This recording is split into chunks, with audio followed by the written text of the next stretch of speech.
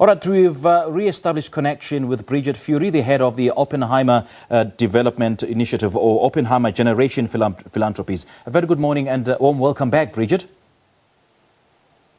Thank you. So sorry about the failure of the electricity, I'm afraid. No worries. Yeah, these things happen, and we're glad that we have you back on the show. Now, do share more on the team and what its purpose is. Sure. So Oppenheimer Generations represents the interests of Nikki and Jonathan Oppenheimer and their families, both commercial interests, but also in this instance in particular, our not-for-profit interests. And I head up a team at Philanthropies, which looks to fund positive social impact, particularly in underfunded areas in South Africa and across the continent, to create positive, as I say, social impact. We work alongside the team at Research and Conservation, headed up by Dr. Duncan McFadden, and they do a lot of work around funding groundbreaking scientific research, particularly focused on the natural environment and on preserving our extraordinary heritage in Africa. And we jointly run this program, which is in its third year, this research grant, which was set up in 2019 to honor the late Jennifer Oppenheimer, who was passionate about Africa and its natural environment, but also its people. And so this combines her passion in cutting-edge science, in building capacity and capability of African scientists, dealing with problems here on the continent, but that may have global significance. So it's a real pleasure to be able to honor her legacy. And as I say, it's in its third year.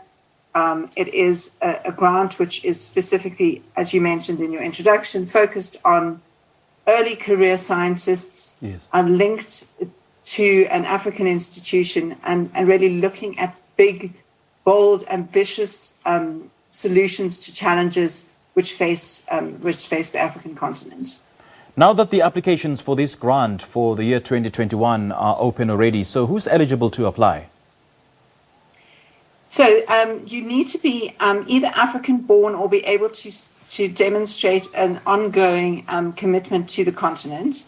It is for what we call early career scientists, which means not more than 7 years post-PhD.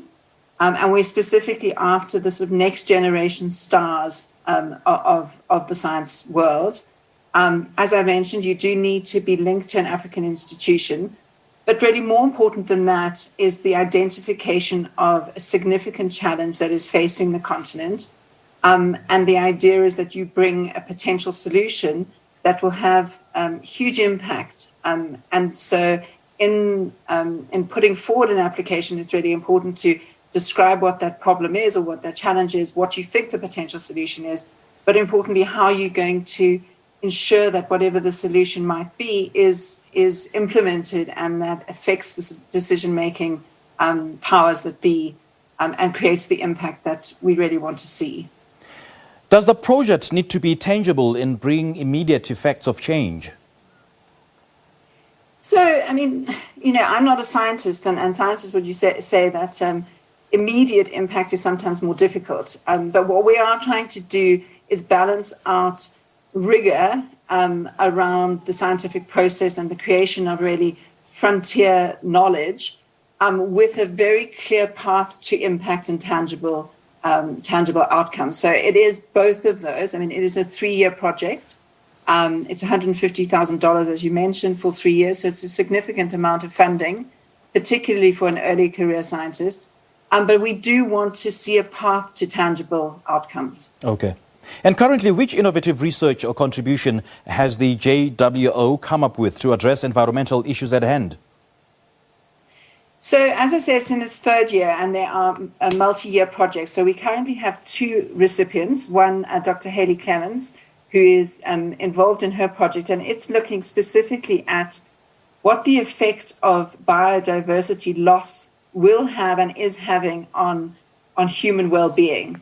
And she's doing that through building a network of experts across Africa who are creating a data set which currently doesn't exist around the intactness of our biodiversity. And with that information, the idea is to create a platform to influence decision makers around planning and development.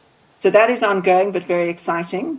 The winner from last year is a gentleman called Dr. Bernard Coetzee, who is doing something completely different. He's looking at the effect of artificial light, particularly in rural Africa, and the effect that that has on animal behavior. And he's specifically looking at the behavior of mosquitoes and whether different types of artificial light increase or decrease mosquitoes' propensity to bite, and therefore, obviously, the impact on malaria. So neither of those projects are yet complete, but both of them have enormous potential impact if they are to prove what their hypothesis has set out to do.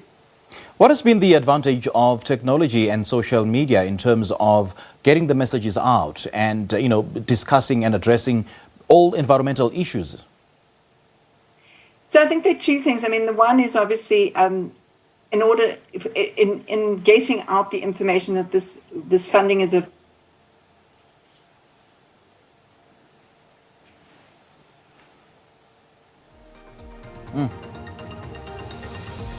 All right, we seem to have lost Jennifer, and ironically, as we're just talking about technology and technology fails us. Well, that is Bridget Fury, and she's been speaking about the Jennifer Ward Oppenheimer Research Grant and applications for 2021 with $150 and the work this program has done.